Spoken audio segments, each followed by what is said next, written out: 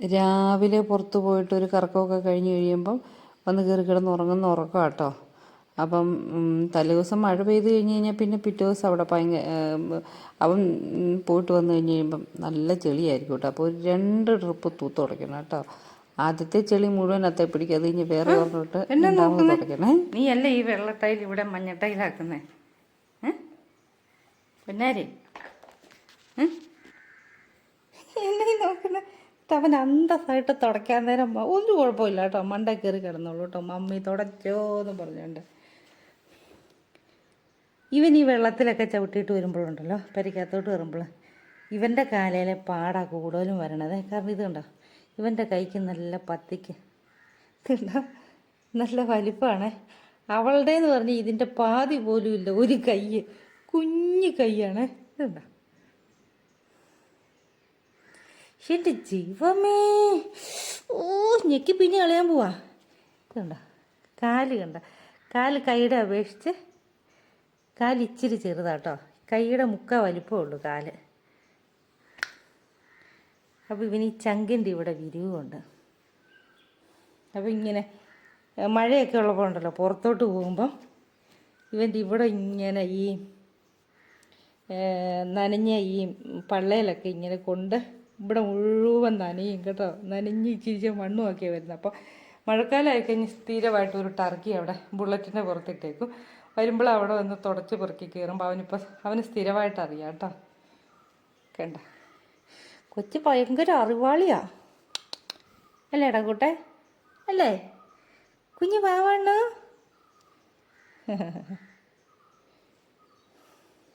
പക്ഷെ നഖമൊന്നും വെട്ടിക്കത്തില്ല കേട്ടോ, ഒരു കാരണവശാലും വെട്ടിക്കത്തില്ല. പിന്നെ ശല്യക്കാരല്ലാത്തതുകൊണ്ട് പിന്നെ കുഴപ്പമില്ല.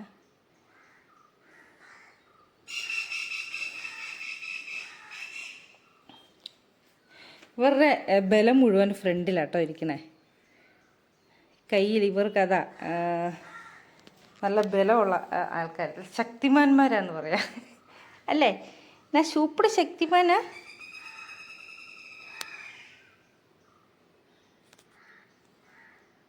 രാവിലെ തന്നെ ജ്യൂസ് അടിച്ച് വെച്ച് കഴിഞ്ഞ് കഴിഞ്ഞാൽ പിന്നെ ചൂട് കൂടുമ്പം നമുക്കെടുത്ത് കഴിക്കാമല്ലോ. അതുകൊണ്ട് പിന്നെ ഞാൻ ഒരു പപ്പായ എടുത്ത് ജ്യൂസ് അടിച്ച് വെക്കാമെന്ന് കരുതി. പച്ചപ്പപ്പായ നോക്കുകൊണ്ട് കുറച്ചാട്ടോ ഇച്ചിരി ചെനച്ചായിരുന്നേ. എന്തായാലും അരിഞ്ഞെടുത്തിട്ടുണ്ട്. അതിൻ്റെ അകത്തേക്ക് നല്ല തണുത്ത വെള്ളം കേട്ടോ. ഞാൻ ഫ്രിഡ്ജിലിരുന്ന വെള്ളമാണ് കഴിക്കുന്നത്. എന്നിട്ട് നമുക്കിത് മിക്സിക്കകത്തിട്ട് അടിച്ച് നന്നായിട്ട് അരിച്ചെടുക്കാവേ.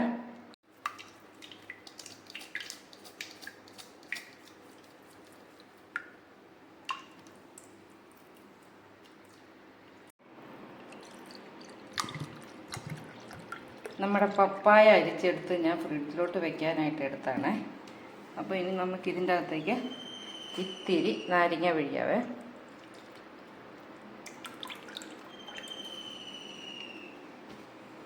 ഇനി അതിൻ്റെ അകത്തേക്ക് തേന്, പഞ്ചസാര പരമാവധി ഒഴിവാക്കുക കേട്ടോ. അപ്പോൾ ആവശ്യത്തിന് തേനൊഴിക്കുക, ഇളക്കുക, എന്നിട്ട് കുടിക്കുക. നമ്മുടെ കയ്യിലുള്ള ഏത് സാധനം ഇങ്ങനെ ജ്യൂസാക്കി എടുത്ത് ഫ്രിഡ്ജിലോട്ട് വയ്ക്കുക കേട്ടോ.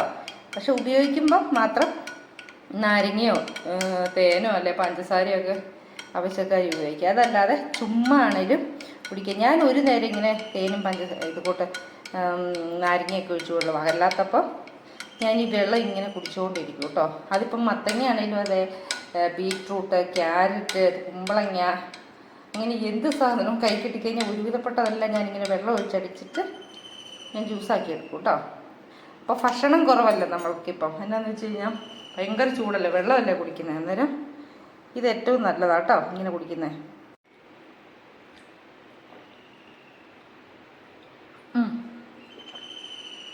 നല്ല അടിപൊളിയാട്ടോ.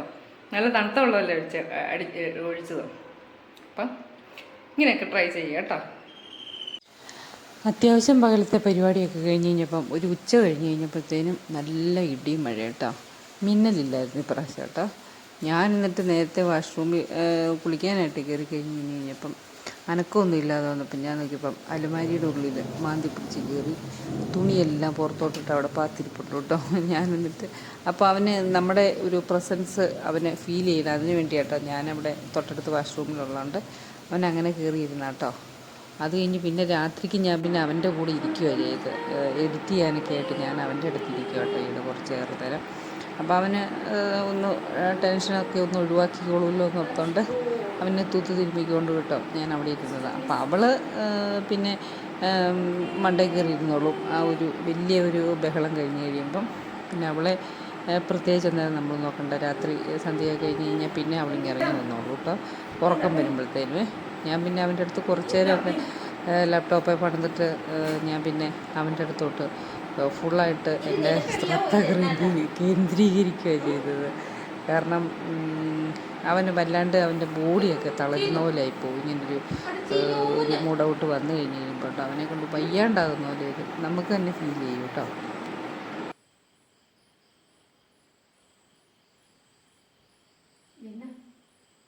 ഞാൻ ഇവിടെ തന്നെ ഇരിക്കണോ?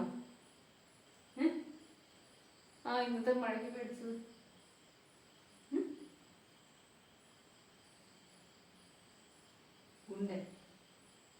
ഗുണ്ടുമണി. അതിന് മഴയൊക്കെ പോയി, മഴ പോയി, ഇടി പോയി, ഒന്നുമില്ല. പുറത്ത് പോണോ കൊച്ചിന്? ചിമ്പിളാനൊന്ന് പോയാലോ? ആ പേടിയൊന്നും പോയില്ലല്ലോ. എടാ 24 മണിക്കൂർ നിന്നെ ശല്യം ചെയ്യാൻ ഞാനുണ്ട്. പിന്നെ എന്തിനാ നീ പേടിക്കുന്നേ? ഈ കൈയൊക്കെ ഇങ്ങനെ മടക്കി വെച്ച് കഴിഞ്ഞാലേ കൈ വേദന എടുക്കൂലേ?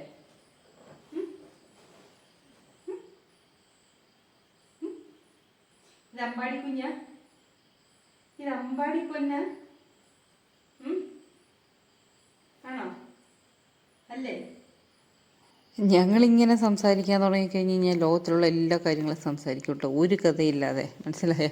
അവൻ നിവൃത്തിയില്ലാണ്ട് അത് സഹിച്ചുകൊണ്ടിരിക്കും കേട്ടോ. നിർബന്ധ ബുദ്ധിയാലും ഞാൻ കേൾപ്പിക്കുന്ന പോലെ ഇരിക്കും കേട്ടോ. അപ്പം ഇന്ന് മഴയുടെ ഇടിയുടെയൊക്കെ ആയിരുന്നു, അതുകൊണ്ട് ഇത്തിരി ബുദ്ധിമുട്ടായിരുന്നു. അതുകൊണ്ട് പിന്നെ ഞാൻ കൂടെ പമ്മിക്കൂടി ഇരുന്ന കേട്ടോ. അപ്പം ഇന്നത്തെ കുഞ്ഞു വിശേഷം ഇത്രേ ഉള്ളൂ. ഇനിയിപ്പം അടുത്തൊരു വീഡിയോ ആയിട്ട് കാണാം കേട്ടോ. അതുവരെ ടാറ്റാ. Thanks for watching.